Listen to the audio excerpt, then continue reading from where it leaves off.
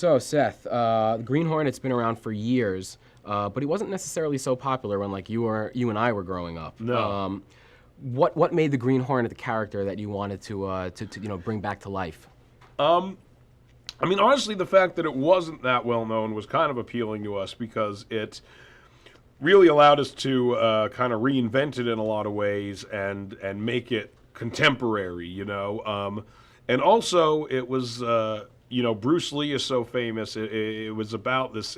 Such an iconic like hero sidekick relationship, and that to me and my writing partner was always something we wanted to write a movie about. We love movies about kind of like buddy comedies, and we thought that could be like the perfect type of buddy comedy to make was a hero sidekick action comedy, and the idea of doing it in the form of the Green Hornet just seemed like the perfect way to do it because of how famous Bruce Lee was and how famous Kato is in comparison to the Green Hornet in a lot of ways, and how effective he was. Now, you mentioned contemporizing the character. He obviously is such a classic, iconic character, but I'm curious about what qualities or traits that you found in the original iterations of Britt Reed and Kato that you wanted to carry over into your version.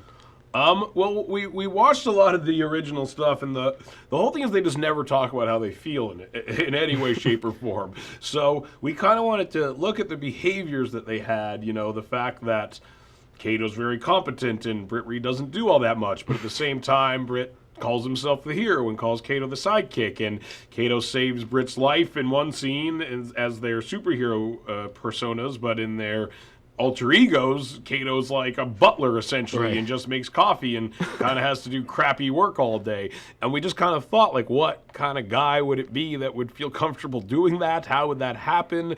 How would it make you feel, essentially? And so we really looked at the original stuff and tried to keep it as close to that as we could. We just kind of thought, what would it be like if these people were talking about how they felt about all this? You weren't the best boss. No, I'm a pretty bad boss in the movie. Take my hand.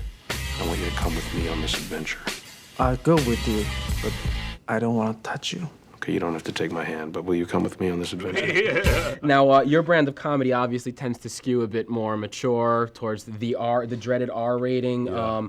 But obviously, with the Green Hornet, you're dealing with a lot more money, which comes higher expectations, and with that, it's kind of it's a necessity to have a broader, more mainstream tone. Yeah. How did you balance your sensibilities and essentially what was necessary to put into the movie?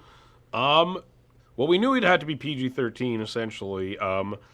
And luckily, because of how screwed up the rating systems is, all that means is you can't swear, but you could be as horrifically violent as you want, which in an action movie gets you a lot. So what we lost in explicit language, we made up for in physical violence.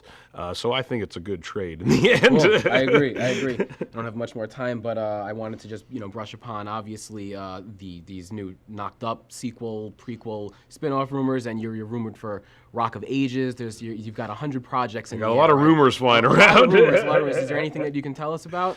I just read about this Knocked Up thing myself. I'd heard Judd talk about it, but I really don't know anything specific about it. And I am not in Rock of Ages as far as I know. As far as you know now. Yeah. Is there any more movement on the what is it? Live for it. It's not called that anymore. Now we're at no title again. Oh, but we should have another one soon.